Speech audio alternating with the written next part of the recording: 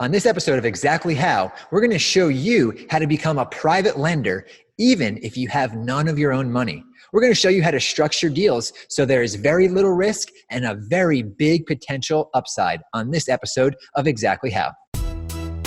You're listening to the Exactly How podcast, where you'll hear the underground, closely guarded wealth building secrets of successful people around the globe. Discover exactly how to improve your mental, physical, and financial health. Feel better, make more money, live, give, and prosper in today's exciting, fast-paced world filled with opportunity for those who know exactly how. Welcome to the Connected Investors Podcast, Exactly How. During this episode, you'll discover exactly how to structure a deal as a private lender. So someone that's lending to a real estate investor. We're going to flip the script on you here. For those of you who are new, my name is Ross Hamilton, today's host and CEO of ConnectedInvestors.com.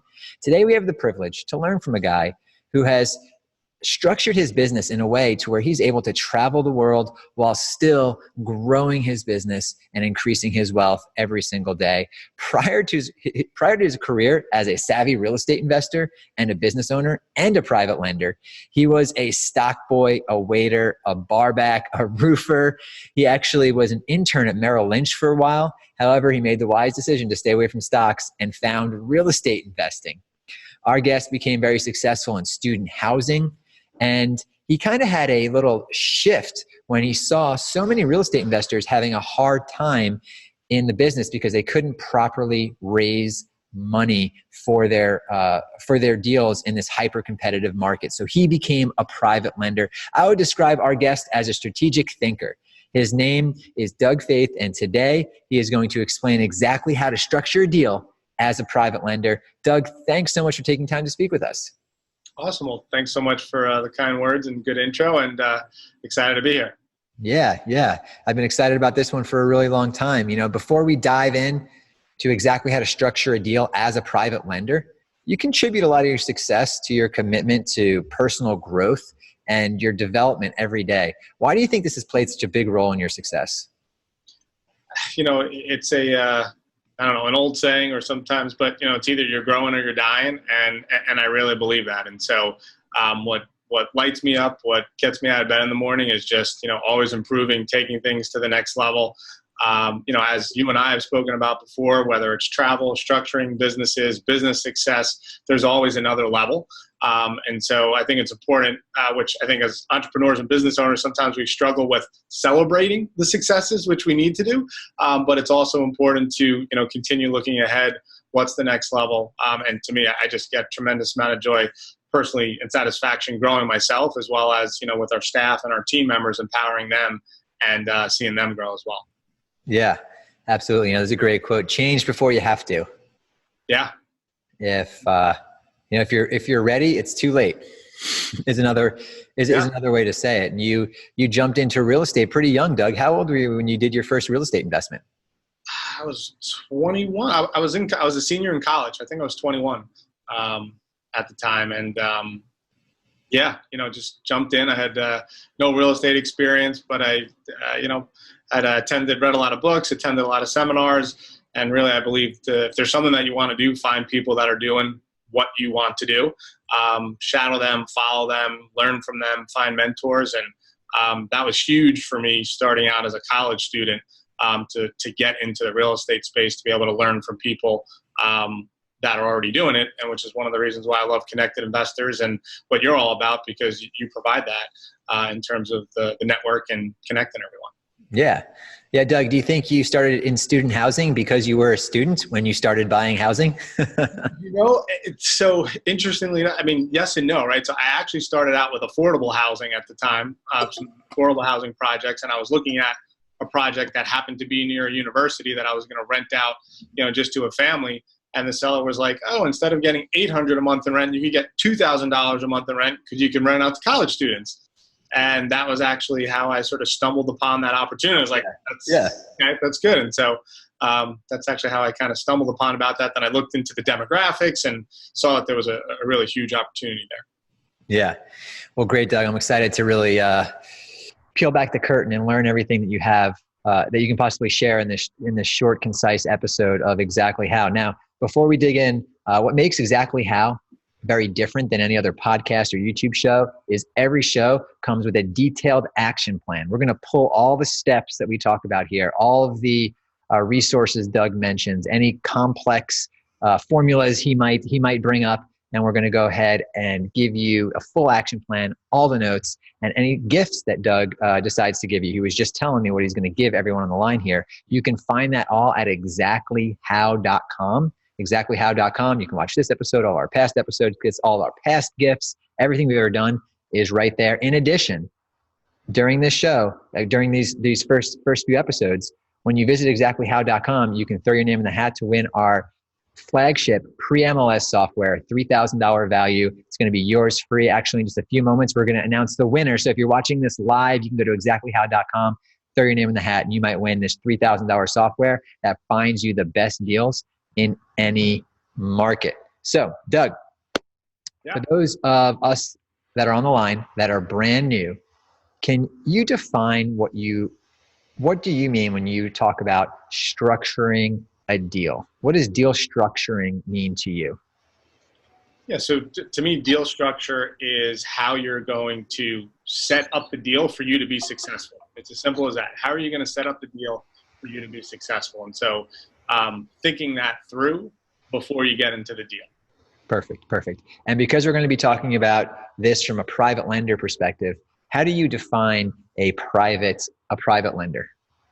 Yeah, so as a private lender wearing their private lender cap, looking to lend money to other investors, I think the three parts to that are the market that you're in, team that you have or that you don't have, and the structure of the actual loan that you're making.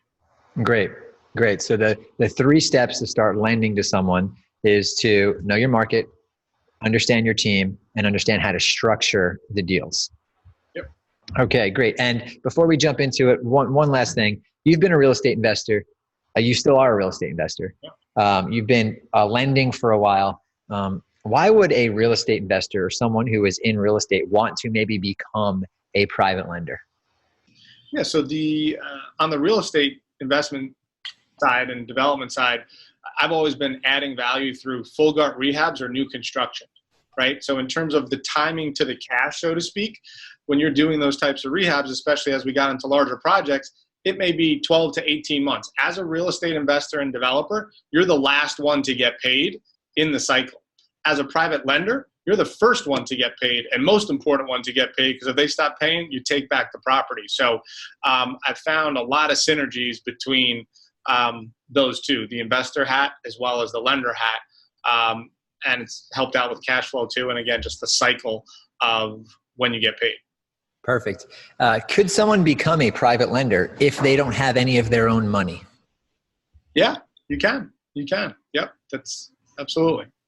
That's not how, I got started in real estate without any money because I didn't have any, but made my money in real estate. And then when I got into the private lending space, I had my money, but I'm sure we'll get into it. I've, expanded. My money got lent out, and then I had to go and get more money, which wasn't my own money. So yeah. Absolutely.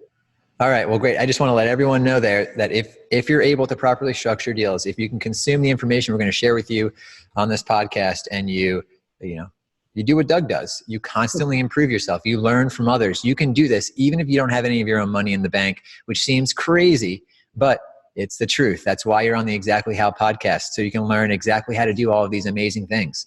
Let's go ahead and dive right in, Doug. You talked about step number one, knowing your market. From a private lending perspective, what does that mean to you? Yeah, I think it means knowing and understanding the market that you're looking to lend money in, right? I think even you and I were having conversations recently, Ross, about potentially looking at some things in some other markets. And as attractive as the opportunity was, part of our issue is we don't know those markets, right? So for us, we're local in Philadelphia, and we're pretty much lend within a 100-mile radius of that. And so having that market knowledge is extremely valuable, because when someone brings us a deal, right away, we're able to give it the sniff test. How much are you buying it for? How much are you putting into it? What are you going to sell it for? Because we know the market, when someone gives us that info, I'll know right away, hey, they got a slamming deal. No, something's off about this. Whereas, if it was in another market, I don't know, I may spend time going down the path with them, going far down the road, and then it doesn't close, or even worse yet, I get into a deal that's actually a bad deal. And that won't happen if I know the market. That's really important there. So that's a great piece of information there. Investing where you know. Yep. Absolutely. Right? Yeah. Great. So let's talk about the team. As a private lender, what type of team do you need?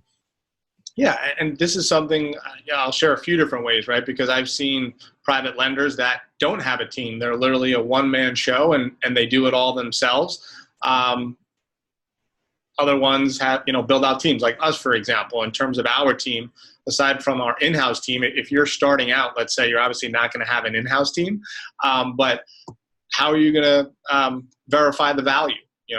Use a third-party independent appraiser. 95% of our loans are construction loans. So when it comes time for a construction draw, who's actually going out to the property, making sure that the work's done, taking photos? Is that you, or do you have a construction inspector on your team? Servicing the loans, right? You're making private loans. Who's the ones? Are you servicing them yourselves? Are you using a third-party servicer? And so I'd say those are probably the top three team members to think about. I guess a fourth one could be an underwriter. But again, if you're a solo or individual private lender, you're not going to be hiring out an underwriter to underwrite the deal and underwrite someone's financials. That's probably something that you're going to look at yourself.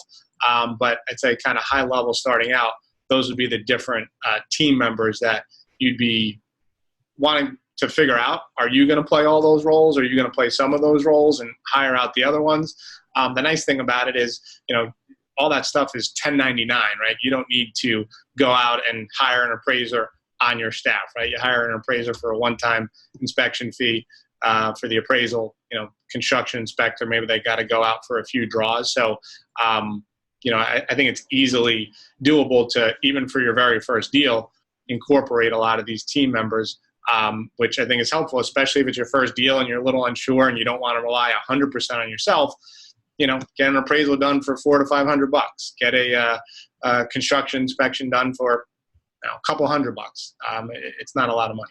Yeah, and then as far as servicing goes, there's a lot of different companies that's collecting the money, correct? Correct. Yep, collecting the money, right. So there's a lot of third-party services out there that will service those loans for private lenders and hard money lenders. And again, the fees are nominal. It's, typically somewhere a setup fee, maybe anywhere from $50 to $75. And then it's usually $15 or $20 per month for each loan. So minimal. Yeah. And by the way, these are things that you can also pass on to the person that you're lending to, these fees, right? So these fees don't have to come out of your pocket. That's great. So really no huge startup cost there. I mean, a couple $100 here, a couple $100 there to cross some T's, dot some I's. Yep. Make sure someone's collecting the loans, the loan payments. And then I would imagine that the servicer, if someone stopped making payments, they would collect fees and work through a foreclosure process. Yeah. So typically, what we found is with a lot of the third-party servicers, they're great when things are fine, but if a loan goes into default, yes, they'll add on fees. But in terms of like collection calls and following up with them, we haven't really found, fortunately, we haven't had a lot of those loans that go that way. But oftentimes those servicers, like their niche is not working out bad loans. So that is something that I would say, hey, if you're a private lender going into it, that's probably something that you're going to have to be a little bit more and you probably want to be more hands-on with as well if one of the loans that you make goes bad. Gotcha. And I'm sure we'll talk about how to stay out of that when we talk about deal structuring. I've done some really weird private loans myself. I don't know if they're if they're really normal, but I was so worried about property going to foreclosure that I had all sorts of weird things built into where I could just take the property back without having to go through a foreclosure process. But yep. I don't know if that scales out or if it's even legal. Well, there are certain things that you could do. As an example, you can't just take the property back per se, but you can have a confession of judgment language in there, right? Where you don't have to, essentially they're confessing judgment if they miss a payment. So depending on the state and where you're in, that could save you anywhere from 3 to 9 months in the foreclosure process, right? You still have additional things that you need to do that take time, but anything you could do to speed up the process for which if someone's in default, you can take back the property, it's going to be more beneficial, and it's going to give you a heck of a lot more leverage in those workout conversations with the borrower. Perfect. Well, we talked about knowing the market. We talked about the team. All pretty good stuff. Seems like you can definitely start this in your own backyard, relatively easy. What about structuring the deal? Because I know this is where the mental chess kind of happens with a lot of these deals. So let's talk about deal structuring. Yeah, so I look at deal structure in terms of two ways. One, how an asset-based lender would, which would be putting the borrower aside for a second. How are you structuring the deal for the asset that you're lending on? So, excuse me. So looking at it in terms of loan to value and loan to cost. So, you're going to want to have some maximum loan to value that you're going to lend on a property. And then the other one is cost to value, which in my mind is just as important, if not more important. And what I mean by that is the number one criteria for loans that don't go bad, or if you look at the majority of loans that end up going bad, the number one criteria is borrowers not having skin in the game, right? And so that's why for us, our loan to value compared to the ARV is we'll go up to 60% on that, which is pretty conservative. And we'll max out at 80% loan to cost. So that means we want to see a borrower have at least 20% in each deal that we're doing. Now, as we develop relationships with borrowers, we get to know them. There's some flexibility with that. But out of the gate, first loan, it's pretty conservative. And again, it's setting yourself up for success, right? If a borrower has no money in the deal and they've got 10 deals going on, the ones where they don't have their own money in, they're going to be, if things go bad, you're going to be the first one they're going to say bye-bye to because they don't have any of their skin in the game. Yeah. We see a lot of people, inside Connected Investors forums and any other forums, they complain about, I had to put money down. Yep. And they just don't understand why that's important. So I appreciate you providing that perspective there on, it's not really about the money down. It's the lender wants you to care. Yeah, exactly. I want you to, if all of a sudden the market turns or things go bad with this, I want to know that you're incentivized, as are we, to work this out to a successful exit. And look, I get it. As I said, I started out on the investment and development side of things, right? So I understand for those of you that are, again, investing deals or developing deals, sure, the less money you put in, the more deals you can do. So I understand both sides of the fence, but obviously we're talking about in the lending space where in my lender cap, it's all about shifting risk, right? So you're able to shift more risk to the borrower if you have a lower loan to value and you're requiring them to put skin in the game. What about someone who comes to you and they're borrowing the 20% down?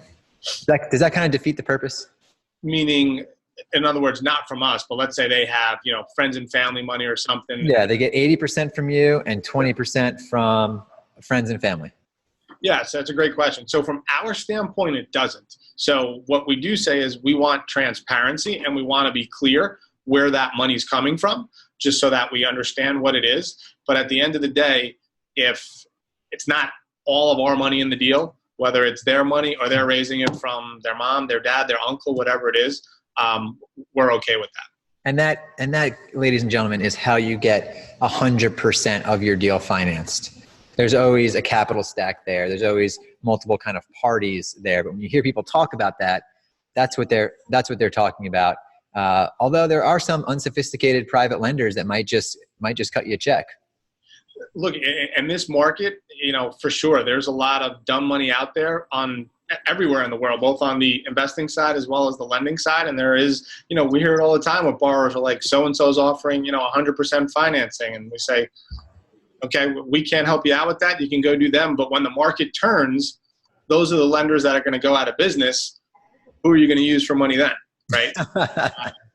Look, cards on the table too. There are situations where we do 100% financing, but it's after we've vetted the borrowers. We've done a handful of deals with them. We're not doing all the deals that way, but at the end of the day, we have a commitment to our borrowers. If you're really finding great deals, we're going to find a way to get it done for you, right? So if someone's got 4 or 5 loans with us. They get a 6-1 under agreement.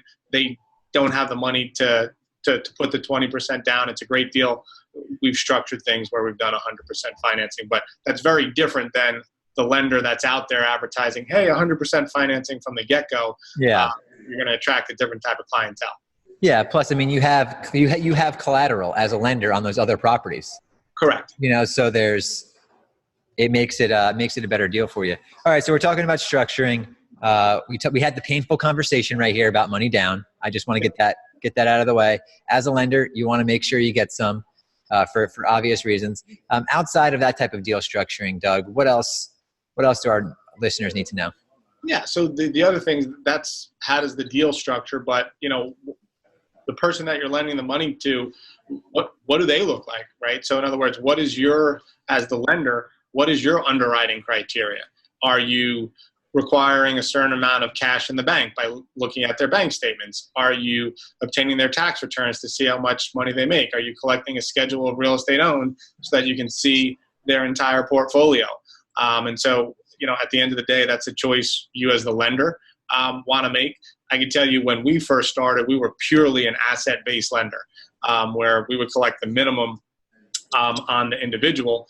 And we realized pretty quickly that we could actually, again, how do we mitigate our risk? Well, if have conservative loan to values, another way to reduce our risk is to see how much this person makes, see how much they have in the bank account, what is their credit score, all that stuff. So we actually do full underwriting now for all the loans that we do, which again, especially as we're growing and are looking to continue to grow, being able to reduce that risk becomes very important. And especially, you were talking about if you don't have any money or you want to raise other money to lend out, you now have a fiduciary responsibility to your investors as well, right? So it's prudent to find ways to reduce your risk. And if you do want to go out and raise money, the more you can reduce your risk, the easier it's going to be to, raise more money if that's what you're looking to do. Yeah. So as someone wanting to lend money, if you have a bunch of money in the bank and you want to lend it with no guidelines at 100%, sure, go ahead. But the second you want to start scaling up your business and bringing on capital so you can grow your business, you have to start looking at borrowers in a different way. So you can then, you can ensure that you've done all you could do to not lose the money that you just borrowed. Yeah, exactly. And then the third piece that we look at, which combines sort of not only the property, but the borrower as well, is what is their experience doing the type of project that they're asking for financing for, right? So if it's a single family flip, how many single family rehabs have you done? Sometimes we have clients that have a lot of experience with single family flips and they're coming to us for their first new construction deal. Doesn't mean that we're not going to do it, but you want to understand the client's ability to execute on the construction that needs to happen there. And so their experience with that or their team's experience becomes another important piece. So if you didn't have all of the money, you could borrow money as a real estate investor. From a lender perspective, if someone didn't have a lot of experience, but they brought a partner on that did have a lot of experience, would that make you feel a little more comfortable? Yeah, for sure. If they're inside of the partnership team there, that's one of the great things about partnerships is you can bring in people that maybe have other skill sets that you don't have. The other thing from our standpoint is, just because someone doesn't have experience doesn't mean that we would not do the loan. Yeah. Are there other compensating factors? Maybe it's their first deal, but you know what? They're liquid with a ton of cash in the bank. They've got, great income, credit, so there's got to be compensating factors. Yeah. Exactly. There's got to be compensating factors if they're not strong in some of those other areas. Anything else you want to touch on when it comes to structuring outside of experience and money down? And I think the last thing is just the term of the loan, right? So how long, when does that borrower need to pay you back? The majority of our loans are 6 to 9 month loans. Some are 12 months, but it really depends on the type of deal and the project. We've found that rather than saying, off the shelf, you have X amount of time to pay back the loan, we like to structure it for whatever the project needs. So what I mean by that is, let's say, it's a rehab that's going to take 2 months, and yeah, you got to put it on the market, you got to sell it. We're going to set that up as a 6-month loan because, as we know, things don't always go as planned, but we don't want to structure that as a 1-year loan, right? And the reason for that is 6 months is plenty of time.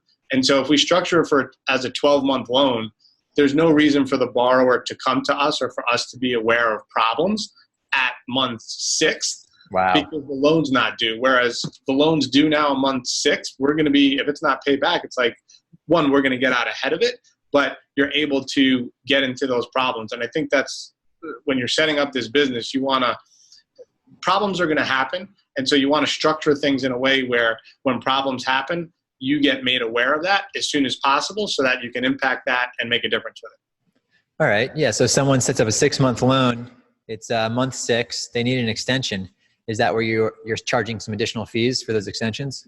Yeah. So, yep. So we will charge extension fees for that. So it's, could be another income source, right, for you. But it also helps you understand, do you have a problem here where you need to get involved or maybe even start foreclosure or do things to sort of force the hand a little bit? So as an example, if it's supposed to be a 2-month rehab and we're 6 months in, that property better be done, listed on the market, maybe just doesn't have a sale yet, right? As opposed to that same project 6 months later, they're halfway through the rehab, which was only supposed to take 2 minutes. We're going to have a different kind of conversation. And again, going back to, we do have the ability now to start foreclosure if we want to. Doesn't mean we're going to finish foreclosure because we're not in this business to take back properties, but that borrower is going to be a lot more motivated to work something out when they realize they're about to lose the property. So, kind of what I'm hearing you say is if you're 6 months in, the property looks good, it's listed, you're not going to flex your muscles too much. You're like, all right, well, pay us an extra XYZ points. We'll keep it going. Right. But if you're 6 months in, that thing's not listed, it's a mess, there are all these problems, there's an excuse every time you call them, then you're going to go ahead and make sure you execute whatever you have in your contracts. Right. And that's, again, going back to the experience, right? What type of experience does that client have doing that type of rehab? That's where it becomes important because usually the ones that are experienced with that, they get in, they execute, they get out, right? The newer investor is probably going to have more problems with that because, like anything else, the first time you're doing something, you got a lot more to learn as opposed to the guy that it's their 20th time doing that project. Yeah. Yeah. That's why, bringing on a partner, even if you're just bringing someone who if you're brand new, as putting the real estate investor hat on. Yep. If you bring on a partner who has successfully done a bunch of fix and flips, they wouldn't even really have to do anything except advise you, but they're going to get a little bit of profit on the deal. They're going to watch it. Maybe they can put a little money in it. So you kind of get them invested, even if it's only $2,000, $3,000, $4,000, $5,000, it's something. And then now you have the experience box checked. You have someone to help advise you so you don't fall into different problems. And you're able to kind of give the lender the peace of mind they need. It's hard to have this conversation not thinking like a real estate investor, Doug, just because that's where I spend all my time. So to really understand anyone's motivation, it's important to understand how money is made. So as a private lender, let's talk about all the different ways that private lenders can make money. Now that 20% down, that you're not making that money. Correct. Right.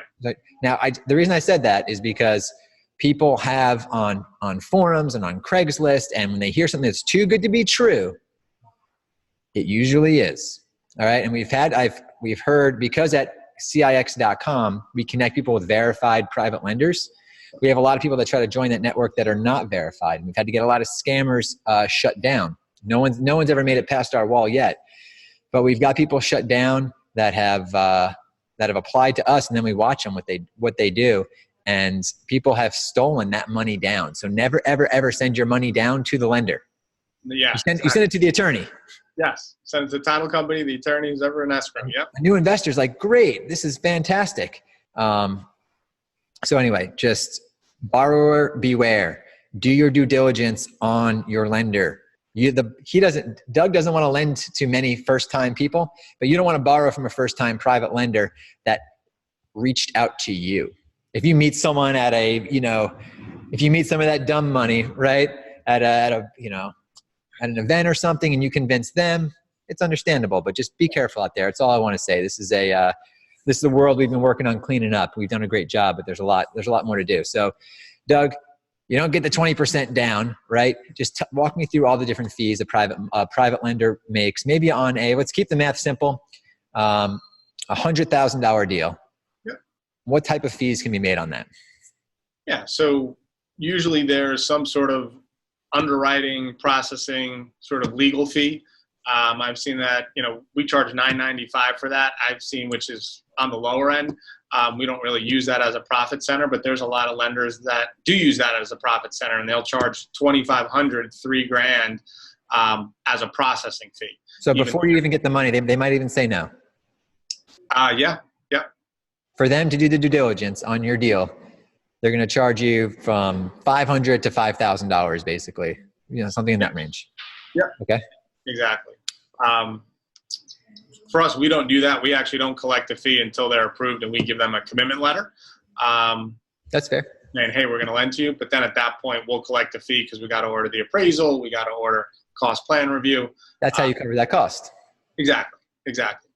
Right. Because you as the lender, the nice thing is the borrower pays the fees. You should never have to be out of pocket for any cost during the transaction. So that's why we get that once they're approved. And then you're going to charge points, right? I think most private lenders, that's oftentimes where they're making the majority of their money. So that could be anywhere from 3 to 5 points. I've seen even 6 or 8 points on a HUD, which I think is on kind of the higher end of that. So five points on 100,000, that's $5,000. Yep, exactly. Okay. And then again, that gets paid at closing. And then you're going to have. So let me just ask a question about that real quick for both sides of this conversation. You're charging $5,000 in points. Do they have to bring an additional $5,000 to the table, or does the loan go up by $5,000? Does that come out of their money down? Where does that money come from? Anywhere creative is what I'm saying.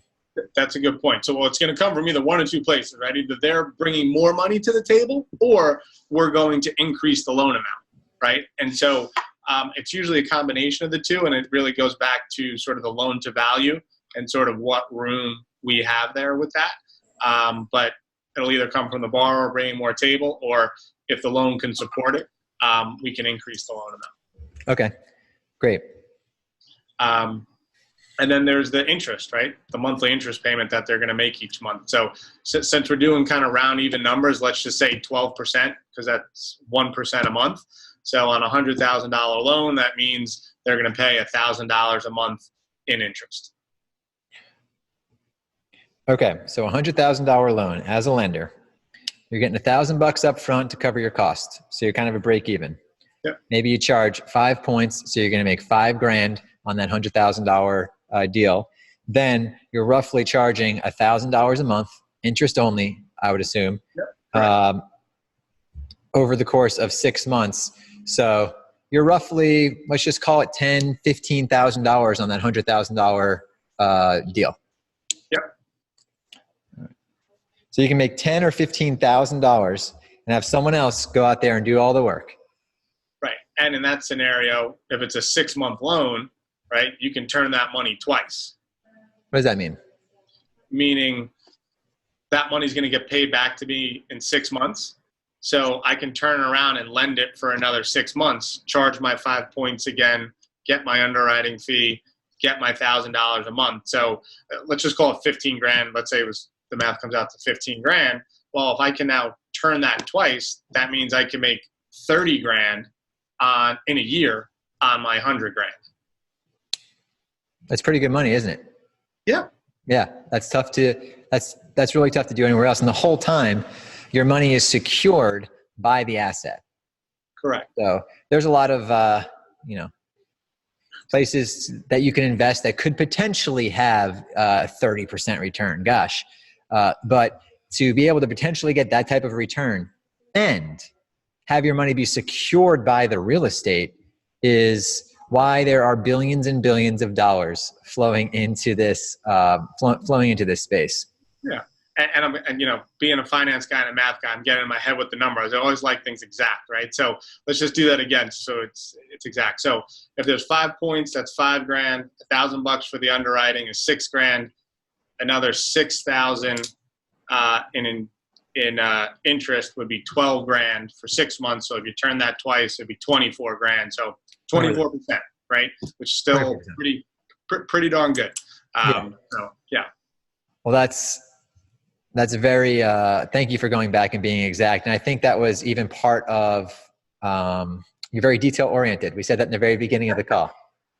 Like, all right, Ross, you always round up, man. Let me just break it down here and kind of really talk about that.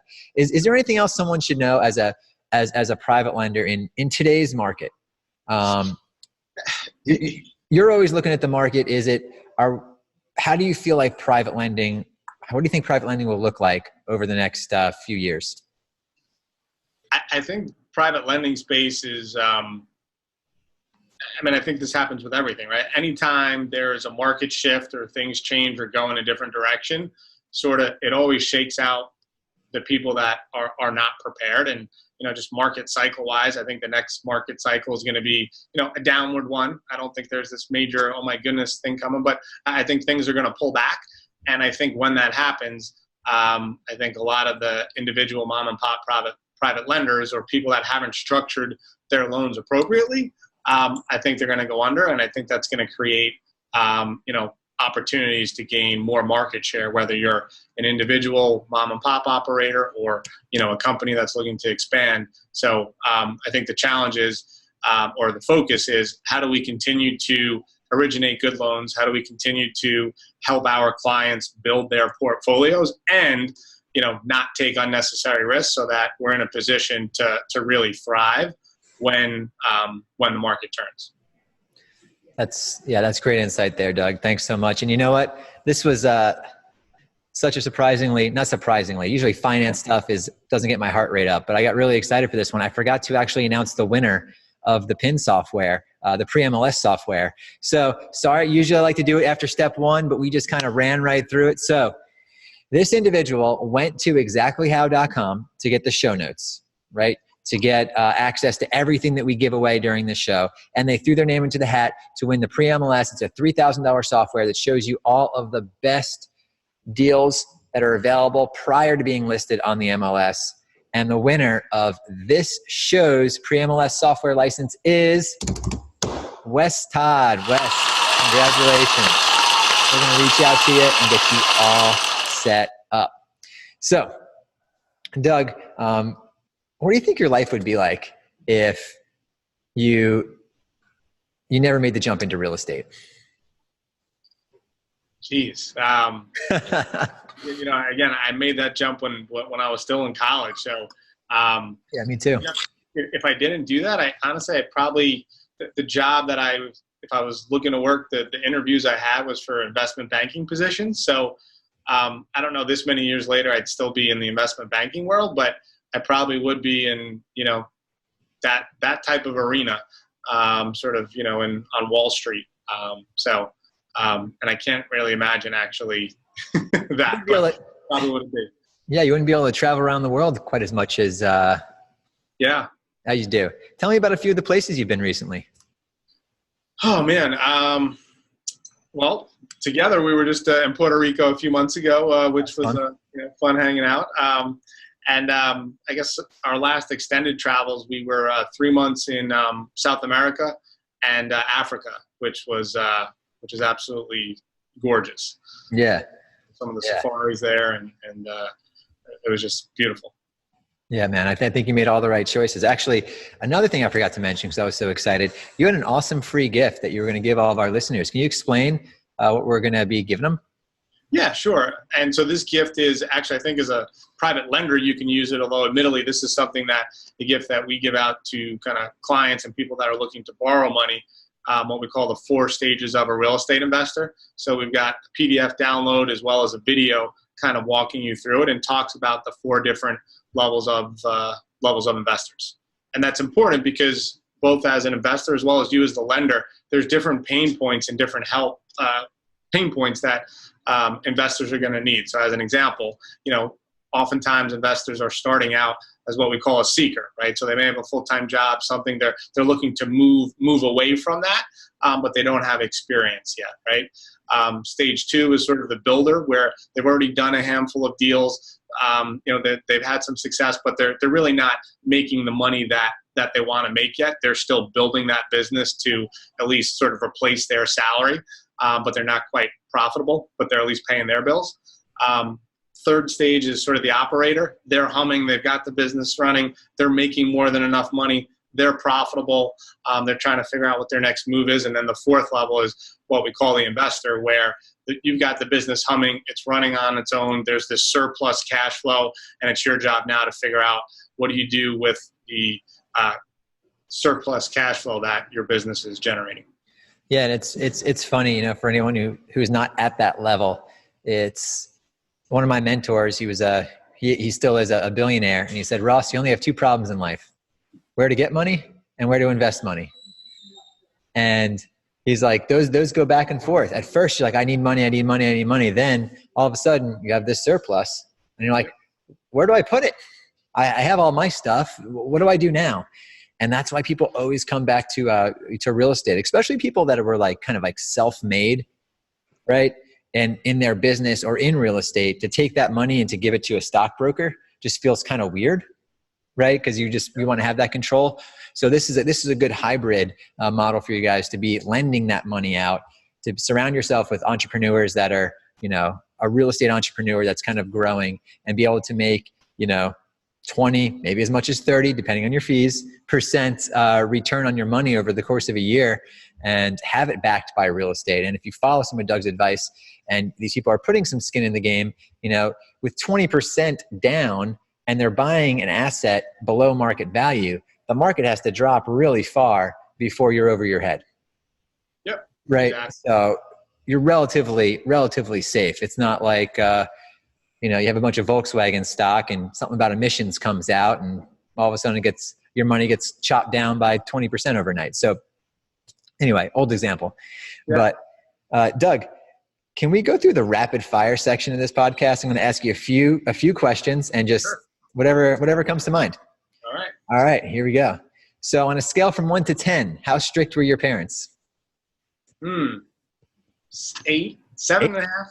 Wow. Get up early or stay up late? I'll get up early. How many hours of sleep do you get? Not enough. 6 to 7. Favorite or last book that you read? I just read Anti-Fragile by Nassim Taleb. It was really good. Sounds cool. If you could be any superhero, who would it be? Superman. There you go. Someone everyone should do less of.